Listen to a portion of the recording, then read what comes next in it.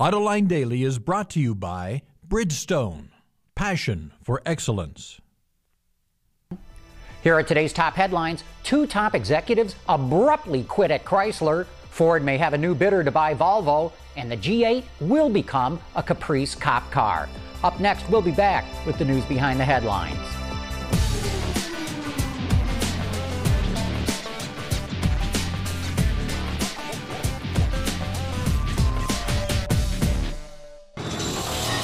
This is Autoline Daily for Monday, October 5th, 2009, and now the news. Sounds like a disaster at Chrysler. In a stunning development, Peter Fong, who had just been named as CEO of the Chrysler brand, and Mike Acaviti, who had just been named as CEO of the Dodge brand, have both abruptly resigned from the company. Now, Fred Diaz will become CEO of the Dodge Ram brand, and Ralph Gilles will become CEO of Dodge passenger cars, and Ralph Gilles will still be in charge of Chrysler's design department. Olivier Francois, who will also continue to run the Lancia brand for Fiat, will also become the head of the Chrysler brand. This news just broke, and we'll have more details tomorrow. The Financial Times reports that an investment consortium in the United States is leading a bid to buy Volvo. Up to now, Chinese automaker Geely was the only known bidder. The American bidders, called the Crown Consortium, includes Michael Dingman, a former director on Ford's board, and Sham Rushwin, a former manufacturing executive at Ford. A report in the Globe and Mail out of Toronto says that Ford's CAW workers represent its highest labor costs in the world. They are about $16 an hour higher than Ford's plants in the U.S., thanks to concessions at the American plants and due to the weakening of the American dollar. The CAW says it will not agree to concessions until Ford makes commitments to keep Canadian jobs. Ford says it will not make those commitments until it gets concessions. In Eastern European news, Ward reports that in the Ukraine, Dacia-built cars no longer carry the Dacia brand. The vehicles are still built in Romania, but they're sold as Renaults. The company made a similar change in Belarus last August. Previously, only Dacias sold in Russia were labeled as Renaults. For now, it's cheaper to source the cars from Romania than Russia, but that could change going forward.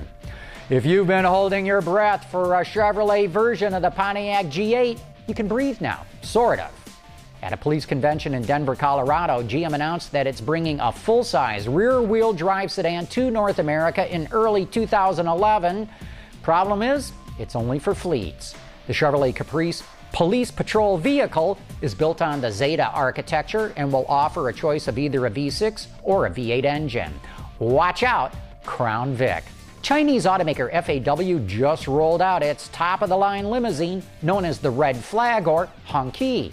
Gasgoo reports that China's chairman Hu Jintao gave it its first public preview in a review of Chinese troops.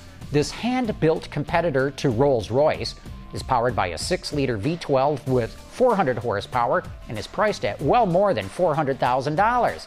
You know, it's not a bad-looking car. Kind of looks like the front end of an old Morris grafted onto a Bentley Arnage. And it sure looks better than the concept car Geely unveiled earlier this year.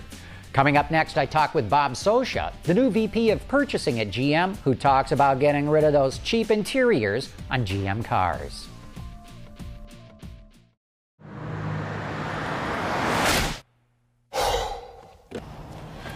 Changing tires out here could be dangerous, but with these tires, I don't need to worry.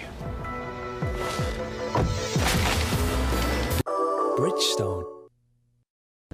Bob Socia is the new Vice President of Purchasing at General Motors, who recently took over from Bo Anderson, who had been running that operation. And so I asked him if we were going to see any changes with him in charge.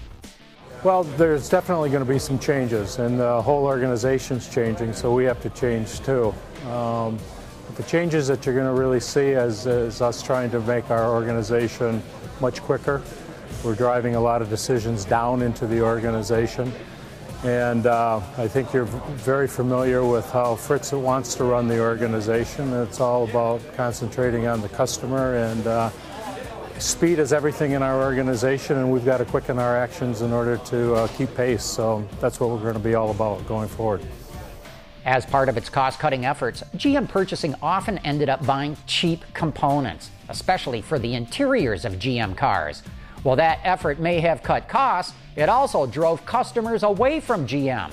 I asked Bob Socia if purchasing was now going to get away from that kind of approach. Yes, it is. If in fact we've got a customer in the forefront of our mind, we're certainly got to keep them in mind with what we're doing. I think if you back up and if you do the front end of the process right and you get the suppliers' ideas on the table up front, and we produce a product or a component or an interior at the level that it needs to be right from the onset, you don't have to go through the iterations of trying to get cost out later. And so the trick is moving it upstream and doing it properly. In the recent past, suppliers told me they would not give GM their best technology because, as part of its cost reduction efforts, after a year or two into a program, GM would bid that work out to other suppliers. And the original supplier would often see one of its competitors end up making something that it had designed. I asked Socia if GM would now keep suppliers through the entire life cycle of a program. We've done that well in many, many cases, and so we know how to run the play.